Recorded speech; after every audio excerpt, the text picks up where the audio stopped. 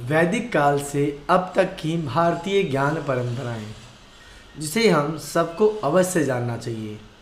ना ज़्यादा परंतु थोड़ी जानकारी अवश्य रहनी चाहिए। वेद, जो आज भी लोग इस शब्द को सुनते हैं, सोचते हैं कि इसमें ऐसा क्या है जो आज भी इसके ज्ञान को लोग परिभाषित करते हैं, कुछ ना कुछ नया निकाल करके समाज के सामने रखते हैं। तो वेद जो कहते हैं अपौरुषेय है, यानी कि किसी पुरुष ने नहीं बनाया, जो ईश्वरकृत है। तो वेद 4 वेद हैं, ऋग्वेद, यजुर्वेद, सामवेद और अथर्ववेद। कहते हैं इन वेदों को भगवान ने ऋषियों को दिया। और वेद शब्द का अर्थ है ज्ञान, जो संस्कृत के विद धातु से बना है। इस तरह वेद का शाब्दिक अर्थ ज्ञान है। वेदों को अपौरुषेय कहा गया है।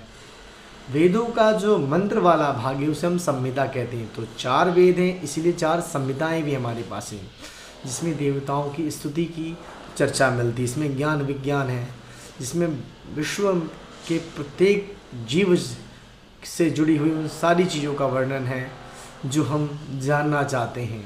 ऐसा कोई भी हिस्सा नहीं, ऐसा कोई भी पहलू नहीं जिसके बारे में वेदों में चर्चा ना की गई हो।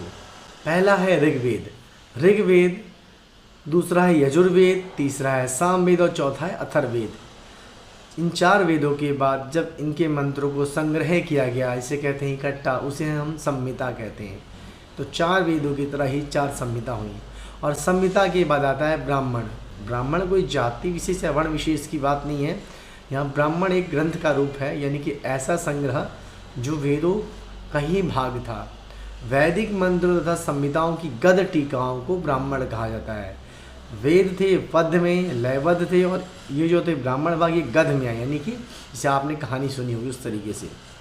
परंतु ब्राह्मण में ऐत्रेय, शतपथ और पंचविश, तेतरी आदि विशेष महत्वपूर्ण है। ऐत्रेय के अध्ययन में राज्याभिषेक तथा अभिषिक्त नृपतियों यानी राजाओं के राज्याभिषेक, साल्य तथा केकय आदि और प्राच्य देश कुरु, पांचाल, कौशल और विदेह के संबंध में ऐतिहासिक कहानियाँ प्रस्तुत है। यानी कि इसमें जो जिन ग्रंथों के बारे में, इन देशों के बारे में, इन स्थानों के बारे में चर्चा की गई है। जो वेद थे, वेद के बाद संहिता, संहिता के बाद ब्राह्मण और ब्राह्मण के बाद आता है स्थान आरण्यक। वेद के बाद संहिता, संहिता के बाद ब्राह्मण, ब्राह्मण के बाद आरण्यक। तो आरण्यक में ये वेदों का गद वाला ही खंड है ये भी, और ये वैदिक वाङ्मय का तीसरा हिस्सा यानी तीसरा पहलू है। वैदिक संहिताओं पर दिए भाष्य का दूसरा स्तर है। इसमें दर्शन और ज्ञान की बातें लिखी हुई हैं। इनकी भाषा वैदिक संस्कृत है। वेद मंत्र तथा ब्राह्मण का सम्मिलित अभिधान है। मंत्र ब्राह्मणो वेद नामधेयम। ब्राह्मण के 3 भागों में आरण्यक अंत्यतम है, यानी ब्राह्मण के 3 भाग ये और इसका अंतिम भाग आरण्यक है। उसके बाद आता है उपनिषद। उपनिषद यानी पास में, यानी गुरु के पास बैठकर शिक्षा का अध्ययन किया जाए उसे उपनिषद कहते हैं। तो उपनिषद शब्द का साधारण अर्थ है समीप यानी उपवेशन, समीप बैठना, ब्रह्म विद्या की प्राप्ति के लिए गुरु के पास बैठ करके उस ज्ञान को अर्जित करना यानी लेना। तो जो शब्द धातु के 3 अर्थ होते हैं, एक है विवरण यानी नाश होना, गति यानी पाना या जानना, अथवा अवसादन यानी शिथिल होना।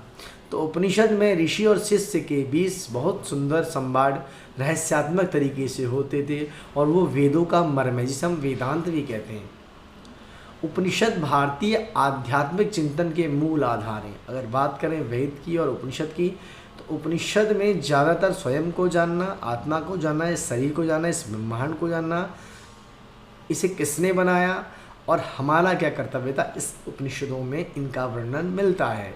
आगे बात करते हैं जगत गुरु आदि शंकराचार्य ने अपना जो भाष्य लिखा वो 10 उपनिषदों पे लिखा। ईश, ऐत्रेय, कट, केन, छांदोग्य, प्रश्न, तैत्तिरीय और बृहदारण्यक और मांडुक्य और मुंडका उपनिषद में। जब हमने वेदों की बात की तो वेदों के बाद संहिता, संहिता के बाद ब्राह्मण, ब्राह्मण के बाद आरण्यक, आरण्यक और उपनिषद, उपनिषदों के बाद कहते हैं वेदांगों की बात होती है, जो वेदों के अंग हैं।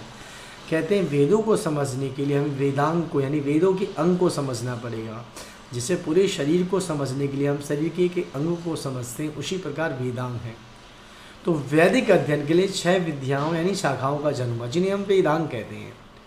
वेदांग का शाब्दिक अर्थ है वेदों का अंग, तथा इस साहित्य के पौरुषीय होने के कारण श्रुति साहित्य से पृथक ही गिना जाता है। यानी ये वेदों से अलग है, लेकिन वेदों को समझने के लिए वे ये शिक्षा, कल्प, वैयाकरण, निरुक्त, छंदशास्त्र तथा ज्योतिषी 6 प्रकार के होते हैं वेदांग। पर इन्हीं वर्गों के पाठ्य ग्रंथों के रूप में सूत्रों का निर्माण हुआ है। कल्प सूत्रों को 4 भागों में विभाजित किया गया है। श्रोत्र सूत्र जिनका संबंध महायज्ञ से है, नियज्ञ इत्यादि से। गृह सूत्र जो संस्कारों से यानी गृहस्थ से हैं, और धर्म सूत्र जिनका संबंध धर्म तथा धार्मिक नियमों से था। शुल्ब सूत्र जो यज्ञ, हवन, कुंठ, वेदी नाम आदि से संबंधित थे। वेदांग से जहाँ एक और प्राचीन भारत की धार्मिक अवस्थाओं का ज्ञान प्राप्त होता है, वहाँ दूसरी ओर इसकी सामाजिक अवस्था का भी पता चलता है। जैसे कि आप सुनते हैं कि छंदः पादो तु वेदस्य हस्तौ कल्पवत् पठेत ज्योतिषाम नयनम चक्षुर निरुक्तम श्रोतमुच्यते। शिक्षा घ्राणम तु वेदस्य मुखम वैयाकरणम स्मृतम तस्मात् सांगमधीत्येव ब्रह्मलोके महीयते। अर्थात छंद को वेदों का पाठ, कल्प को हाथ, ज्योतिष को नेत्र, नृत्य को कान, शिक्षा को नाक और वैयाकरण को मुख कहा। यानी वेदांगों को 6 भागों में विभाजित किया है, और ये 6 भाग ही वेदों को समझने के लिए सहायक रूप से कार्य करते हैं।